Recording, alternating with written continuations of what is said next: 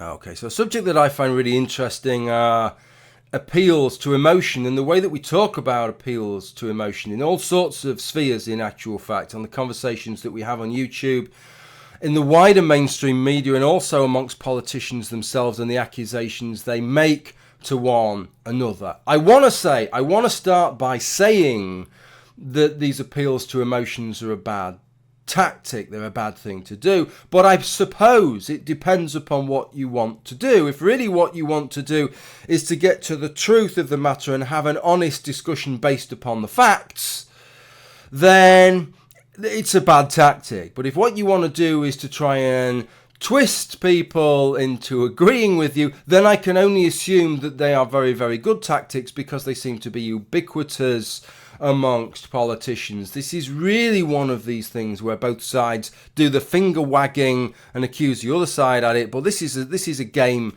that everybody appears to be playing. And what a game it is. It seems to rely upon the idea of chamfering off the particulars of any case under discussion, and then relying on that kind of emotional appeal to make the case for you. And the particular kinds of things I'm talking about, really, although they would come under the heading of appeal to emotion, it's a narrower, I don't know if there's a particular term for this, but I'd like to call them appeals to ideology, because what you're really assuming is that somebody holds a particular ideological position. And if you can suggest to them that this particular scenario contravenes that ideological position, then that should trump any particulars of the scenario. It's like talking to somebody who's defended themselves with their fists against an assailant who unprovoked attacked them with a baseball bat, and saying, "Oh, so you think violence is okay then,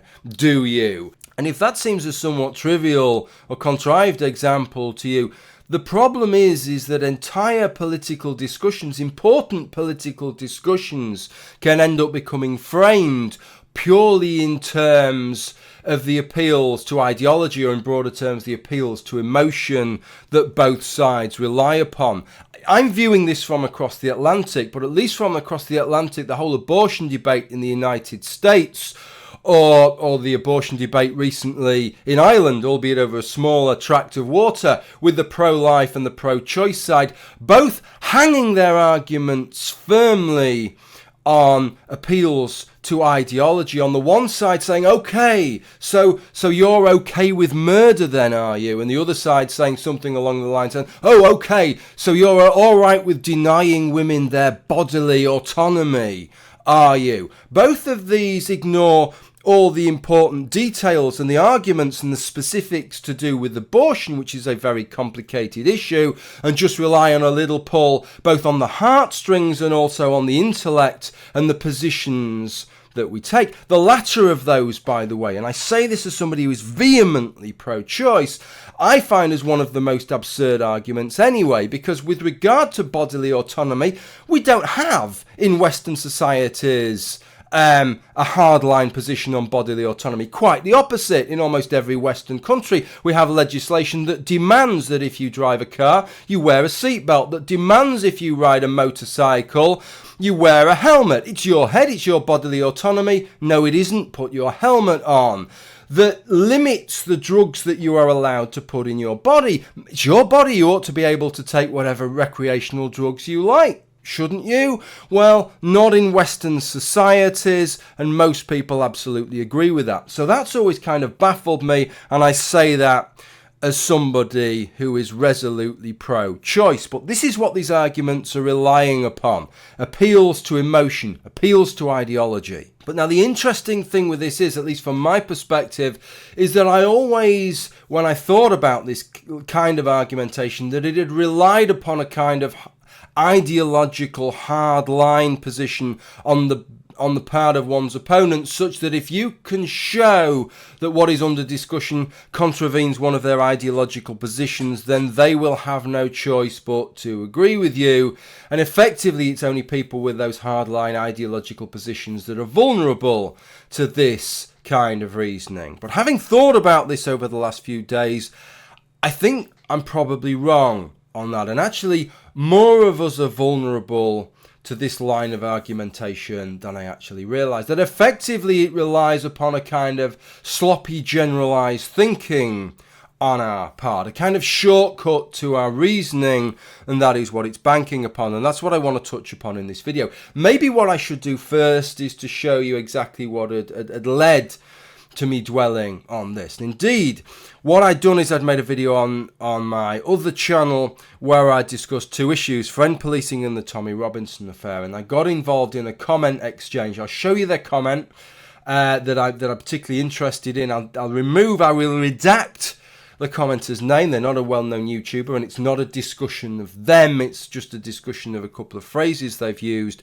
But we got into a discussion not of the Tommy Robinson trial, but of this whole business within the United Kingdom, whereby a judge can decide that to guarantee a fair trial within that trial, that reporting restrictions will sometimes be put in place until the trial is concluded, at which time the press, who have sat in on the whole trial, can report on all the things they would have reported on anyway.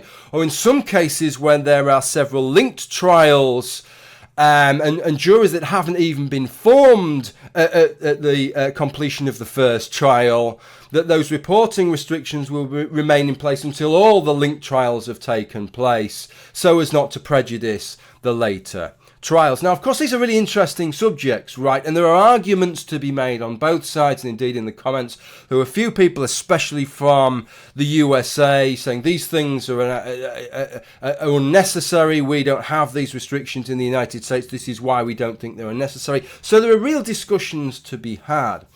But one of the commenters that I went down a very different line, went down this kind of appeal to ideology line. So let me show you their comment.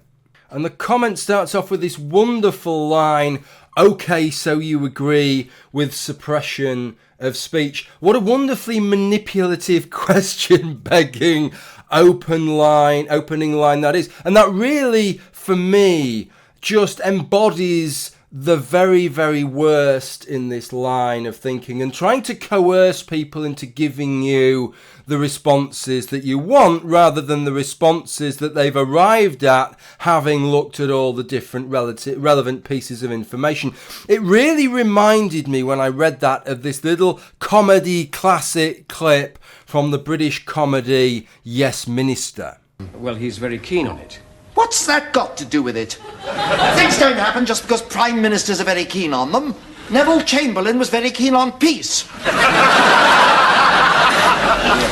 Yes, he thinks it's a vote winner. Ah, that's more serious, Don. What makes him think that? Well, the party have had an opinion poll done. It seems all the voters are in favour of bringing back national service. Well, have another opinion poll done showing the voters are against bringing back national service. Well, we can't be for it and against. Of course they can, Bernard. Mr. Woolley, are you worried about the number of young people without jobs? Yes.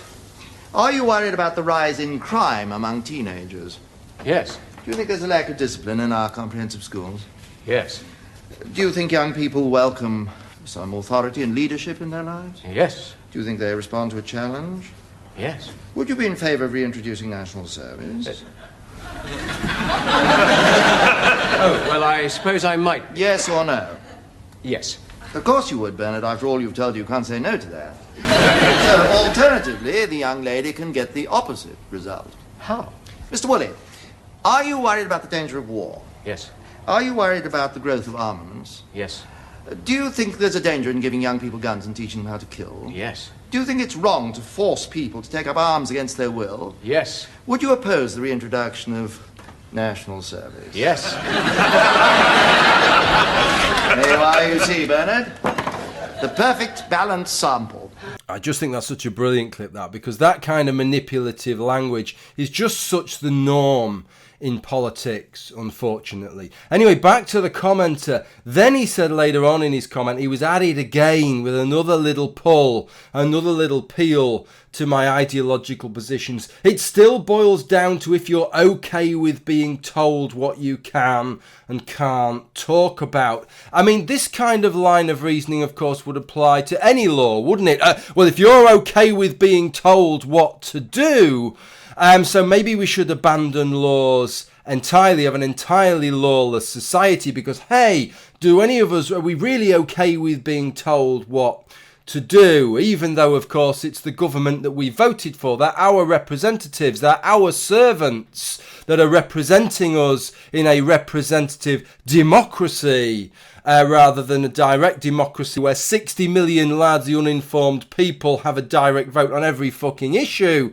Yeah, that's going to work really, really well, isn't it? So either we have a direct democracy and the system falls to pieces, or we don't have any laws or the system falls to pieces, or yeah, we have to accept that we are going to set laws that we then have to abide by ourselves. As I said to him, it's a little bit like sharing a house with a group of people and deciding amongst yourselves that nobody's to shit in the sink, right? Well, maybe that means you're being told what to do, but if it does, I'm kind of happy with that particular scenario.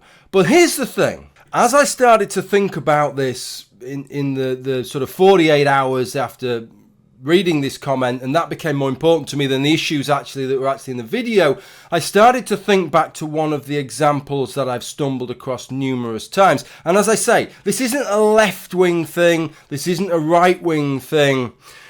It happens across the spectrum, and it was with regard to the subject of theft. And you must be against this thing because it amounts to theft. And this is an argument that I've heard. I've heard the right-wing libertarian side talk about tax, that tax is theft, that if you earn money, it's all your money. So if somebody takes some of that money against your will, ergo, you have to pay taxes to the state, right? When you don't want to pay those taxes to the state, you'd rather keep that fucking money in your pocket, right? Then that constitutes, technically, that must constitute theft. So if you're against theft, how can you be for taxation? And then on the left, this argument that that if you employ people to do work, right, and you profit from their work, that amounts to theft. That unless somebody is earning full value for the work that they do, in which case there's no profit left for you to take, then what you're doing is you are stealing off them. And if you don't like stealing, if you've said before that you don't like stealing, how the fuck can you allow this to take place? How can you be in favour of capitalism? How can you be in favour of anything other than collectives where everybody earns the same fucking amount, or an amount proportional to the amount of hours they spend trudging round their own particular hamster wheel? And the thing is, as I thought about these arguments, it started to occur to me what is going on with the reasoning here.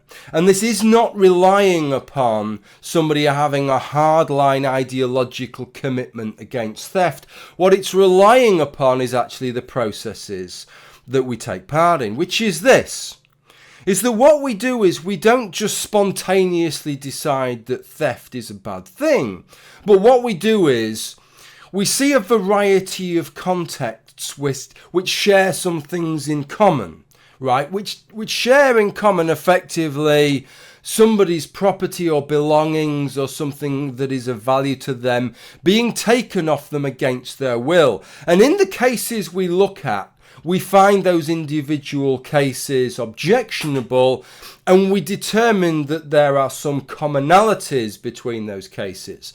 And so we give that thing a label. We call it theft. And we try and arrive at a definition that incorporates all these things. Now, what these spin doctors do, whether it's on the libertarian right or whether it's on the hard left with regard to theft, or whether it's regarding any of these other subjects, is that what they attempt to do is to show that these other things which you are in favour of somehow fulfill the technical requirements of the definition that you created to try and incorporate all these things that you did disagree with, and say that on the grounds of it fulfilling those that definition technically, that you must oppose these other things instead. So instead of considering the particulars of the example, please don't do that anymore, my friend.